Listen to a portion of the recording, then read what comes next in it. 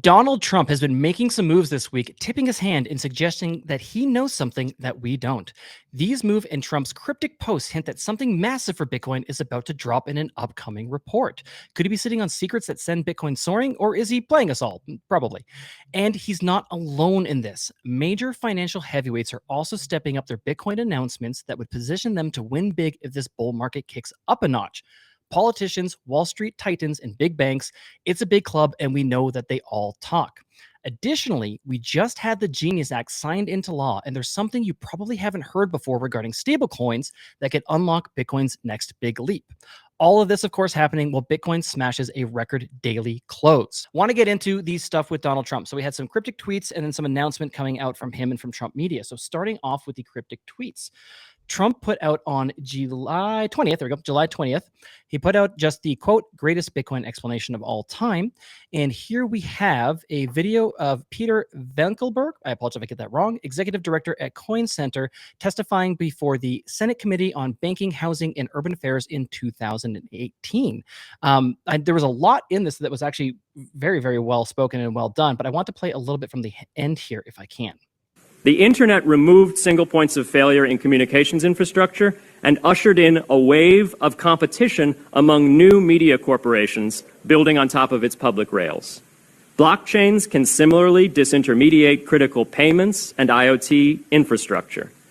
The technology is not yet ready to answer all of those questions today, but it is our best hope. And as with the internet in the 1990s, we need a light touch, pro-innovation policy to ensure that these innovations flourish in America for the benefit and security of all Americans. Now, Gary, I'm curious what your take on this was, if it was just a good video and so he's throwing it up, or what he may be kind of going for there. Initially, I thought that this was pointing back to the recently signed Genius Act, and I'm going to touch on that as well, too. But I think it's also hinting at what's to come in the coming weeks here. But just, Gary, kind of initial thoughts, my friend. Yes, hinting, very subtly hinting. Very subtly hinting. Because if there's anything Trump is known for, it's subtlety. If you haven't seen the whole video, check it out. I sincerely hope you do, because I only saw it for the first time when he posted. I'd never seen it before, much to my discredit. And it was a wonderful video, great explanation. I've shown it around to a few friends who just haven't really gotten it up till now. And I don't know what's better, this one or the guy who did the buy Bitcoin during the Fed confirmation hearing from back in like 2013. I can't decide which is my favorite like congressional testimony Bitcoin video, but it's great. It's a not so subtle hint. We all know where this is going.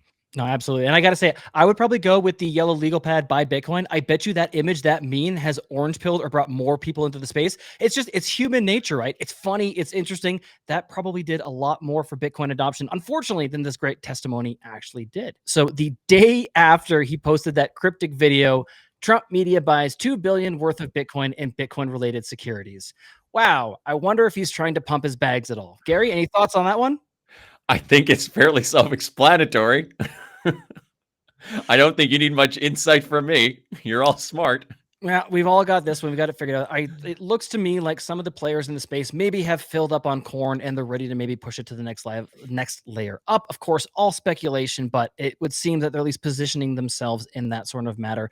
And they're not the only ones as well, too. So, but before I get to that, what else do we have coming on? What was the report that I hinted out in the beginning as well? So we've got, it was announced on July 23rd. Bo Hines just said President Trump digital asset report is done and will be released on July 30th. Now, again, Gary, I keep playing with the same theme over and over and over again, but do you suspect that Trump might already know what is in this digital asset report that will come out basically a week from now? Okay, and this report is going to be released, right? Why, was there one that didn't come out that everybody was asking for? That seems I don't know. Really, really shady. I don't know. I'm just asking. It's possible he might know something, or I would say it's probable that somebody close to him knows something and advised him that this would be good for him, and that's probably more what he knows. Let me break this down for my fellow Bitcoiners. In just 8 weeks, I've seen a serious shift. More strength, more energy, and fast muscle gains. The reason? FITSCRIPT. They ran 124 biomarkers, blood, hormones, inflammation, and built a fully custom plan, nutrition, training, supplements. No guesswork, no templates. This is functional medicine meets precision fitness for high-performing men who want sovereignty over their health. If you care about optimization the way you care about your money, test, don't guess. Don't trust, verify. Hit the link in the description or scan the QR code on the screen to check out FITSCRIPT and see what's possible. That's probably the way it's going. And yes, included in this report, we are likely to see some information on the SBR and possible plans for the budget neutral acquisition. So how they might be adding to it, how they would want to achieve and accomplish that. The Treasury could report their holdings, but they're not obligated to. And there's also regulatory and innovation proposals that could be included. So I think we got a big report coming out. We just had the Genius Act signed into law here on July 18th. Again, it's all about stablecoins. We're Bitcoin here, right? We're a Bitcoin channel. We're a Bitcoin focus. My hope is that stablecoins kind of normalize using this sort of thing and bring people into the Bitcoin space, particularly with things like Aqua Wallet. When you got the two right there, it's an easy switch. Now you're seeing the price. It's kind of just normalizing this as a currency medium, as even in a store of value as well too. So I think that's a big benefit. But Gary, you and I had a wonderful conversation with Luke Groman recently that will be coming out maybe later next week.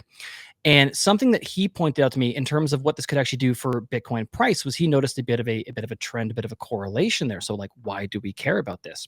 So what Luke had mentioned to us is that the stablecoin, the Bitcoin market cap, is usually between 2.5 to 12x the stablecoin market cap, meaning that we're usually a multiple much greater, and he's not anticipating that stablecoins at any point in time would ever overcome Bitcoin.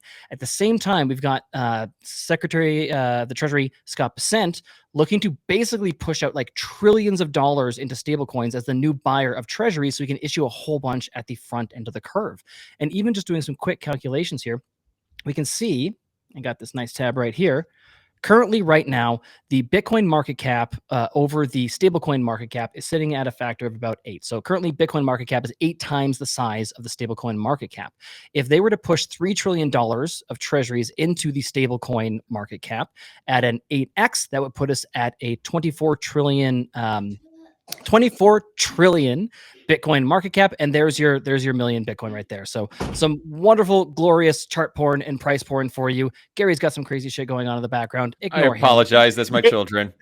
Children gonna children. We're all doing this for the kids. But that is why I think the Genius Act is really going to feed into Bitcoin. And I think that's a position that not only we have or that we're looking at right now, I think a lot of other people are as well. And of course, things are kind of moving in at least unfortunately, it's like a pro crypto way, but it's pro Bitcoin way as well too. And so I think everybody's kind of loading up, and we're still in the early innings of this bull run. We are insanely early. I mean, not just the bull run, but just of everything. We're early, guys. Believe me, we're early. We are so unbelievably early. But of course, Donald Trump is not alone. I would imagine that other players in the space would maybe have a hint of the information, or maybe they're just coming to Jesus and joining Bitcoin as well too. We have JP Morgan considers Bitcoin-backed loans as CEO Jamie Dimon's softened stance. And, this was always going to come, right? But we're going to have a major bank looking at using Bitcoin as collateral and using it to back loans. And the one thing that I really want to kind of even just pause on for a second and point out is that compared to the existing infrastructure that we have right now for Bitcoin-backed loans, there's not an opportunity cost for JP Morgan here. If Gary is going to use, HODL or Demify or something and do a Bitcoin-backed loan, both parties are actually giving up the opportunity cost. One is giving up the Bitcoin for the loan, and one is giving up the USD at that point in time as well. So there's opportunity cost on both sides, which is going to drive the required yield for that arrangement kind of up. When JP Morgan, and you can think of this like as a mortgage, when JP Morgan issues a mortgage, they're not taking money from one account and then shuffling it to another one. They're creating new credit units on the spot. They're printing money. It's just an asset and liability entry on their double entry accounting. Yeah. And creating the dollars, which means that these guys have the power to create dollars to give against Bitcoin loans. It's going to drive up M2. It's going to lower probably the interest rate that you get on a Bitcoin-backed loan. I think that this is probably going to be a pretty big thing in the coming years. Gary, your thoughts on this? I'm just thinking if it's going to lower the interest rate you get in a Bitcoin-backed loan, I guess, because this is going to drive up price. So people are going to want more Bitcoin. I'm trying to think. This is so beyond my pay grade to figure out how this is going to work out. Nate, you're smarter than me.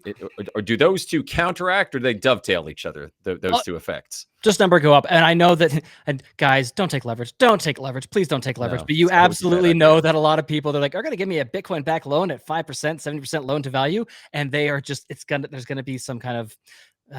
They're going to take that loan, buy more Bitcoin, take a loan against that Bitcoin, buy more Bitcoin, and it's going to get a little bit stupid. But that's how we get the euphoria moments, right? I'm still a believer that I don't think the cycles are necessarily dead.